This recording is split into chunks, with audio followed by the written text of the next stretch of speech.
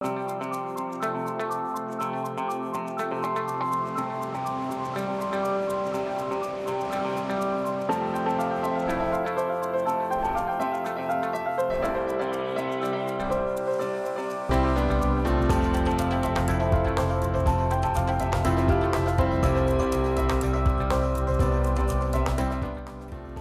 afternoon. Thanks for joining us across the fence. I'm Fran Stoddard.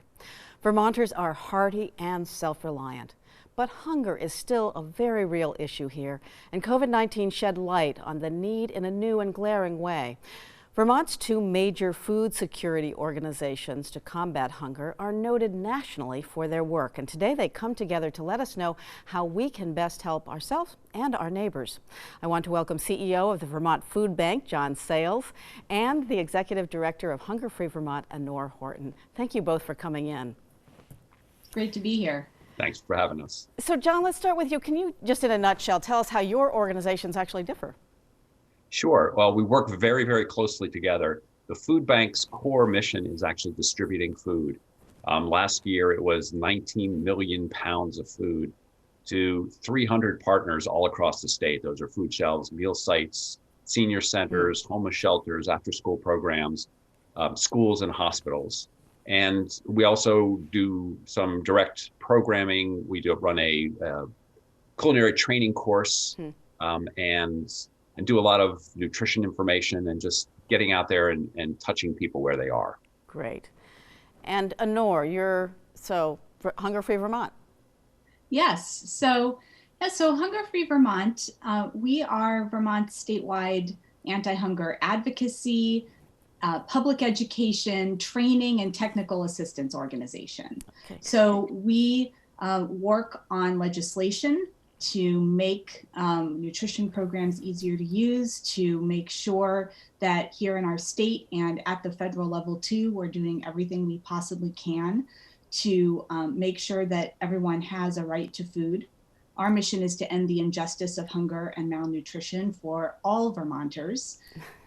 We also work in communities to help make sure that at the local level, people can organize and work together to solve the hunger challenges that they're facing at the local level. So how has that pandemic affected the landscape of hunger in Vermont?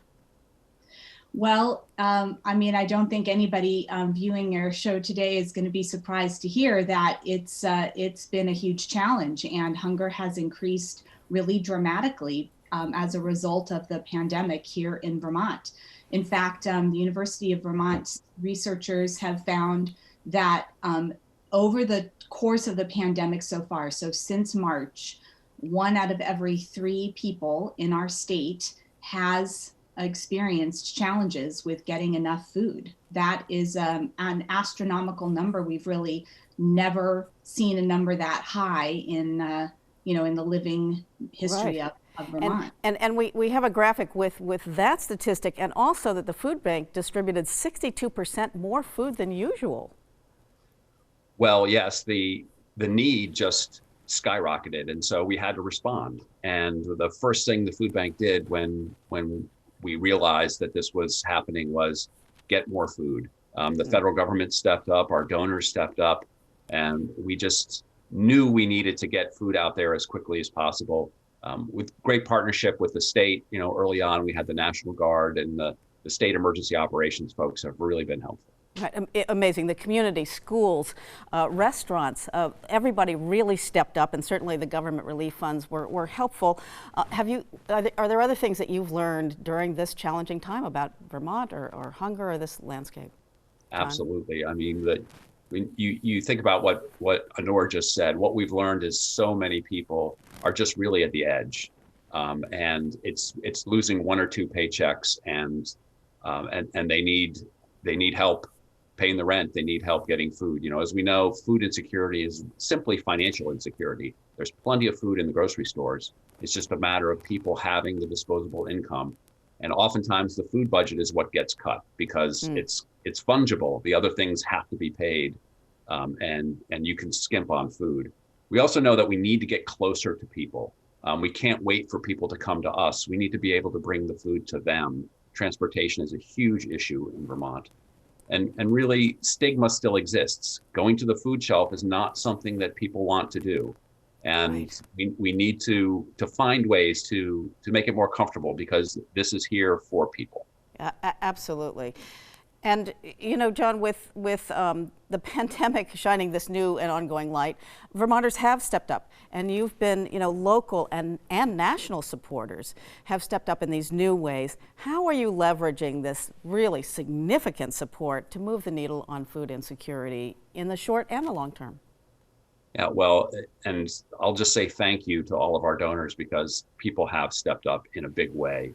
But it's really about communities. It's local communities coming together that are going to make the difference. And what we're trying to do with all this tremendous support is not only kind of flood the zone and make sure that there's food out there to support people's budgets, but also lift up communities. Fran, you talked about the restaurants and the schools. That's where the work is happening, and we want to make sure we're investing in that. So as you mentioned, we got an extraordinary gift from philanthropist Mackenzie Scott, and a lot of that $9 million gift is going to go toward building communities. We're still working on how that's going to happen, and it's tough to start new things during the pandemic, but we want to make sure that we don't go back to the old normal. We want to make sure that we don't go back to the way things were. Right. Yeah. And Fran, you know, speaking of not going back to the old normal, I think that's really, really important for us to emphasize that. And it's not just in terms of how we are getting food to folks, you know, directly, but it's also how are we using the nutrition programs that exist? How are we making them work the right way and really serve people? And, you know, our schools have been the perfect example of what's possible here and why we can't go back. We've got schools providing universal meals to every child in their community right now at no charge to families. And we've seen how incredibly effective that has been at taking care of kids, keeping them healthy, letting them learn, and easing the incredibly stressful burden on families. And we're committed that we keep that going into the future. We want universal school meals here in Vermont as a permanent feature of our educational system. Right, that was really a piece of the pandemic, but something you've been fighting for quite a long time. So I want to make sure that we talk about 3 Squares of Vermont, because it's a really great program that not only brings federal dollars into the state, but certainly helps feed Vermonters by helping them buy groceries. So Anor, you know, how well do Vermonters take advantage of that? John talked about stigma. People, you know, hesitate.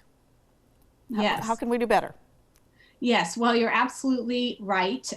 You know, we have a pretty good rate of people making use of the nutrition programs that are available here in Vermont, and 3 Squares Vermont is the biggest and most important one of those. And yet, so many people in our state are eligible for this program and maybe don't know about it, or think that maybe it's not meant for them. But I just want everyone to know that it's absolutely meant for all of us. This is a program that we pay for with our tax dollars. And it's a program that any one of us, any one of our families who might be struggling at a certain time and not able to afford enough healthy food is eligible to use. Right. And it is a program that, you know, it's got its challenges, but at the same time, it lets you make your own choices at your own grocery store about the food that's right for you and your family.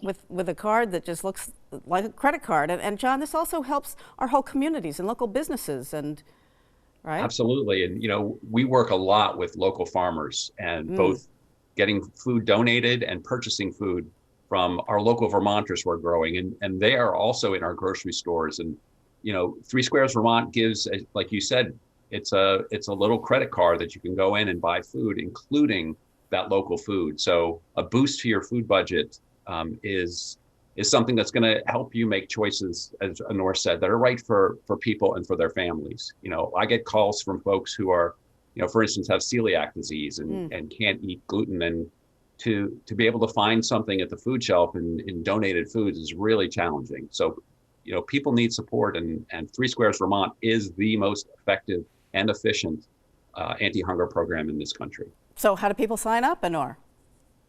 Well, there are several different ways that you can get yourself an application, or even just get help walking through and filling out the application with another live person here in Vermont. So one way to get started is to go to vermontfoodhelp.com. And this is a website that's got a lot of information.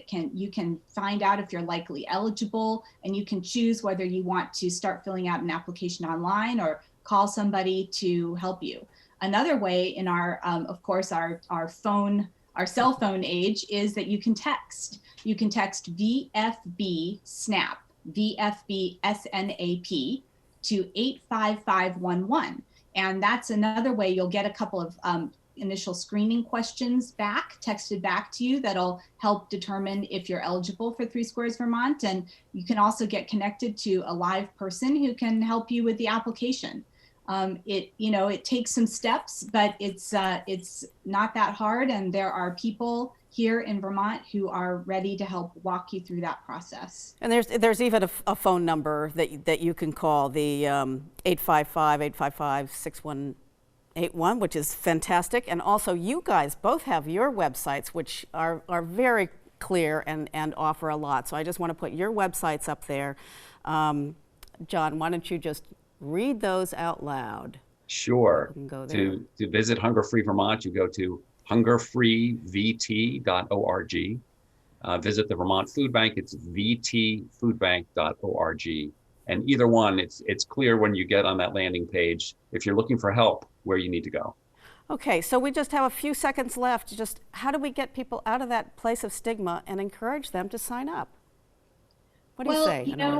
I think that what's really important to remember is that we really are in this together. And in order for us to have thriving communities, have thriving neighborhoods, and have everyone in our family have what they need, then we've got to get creative and cobble together everything we can.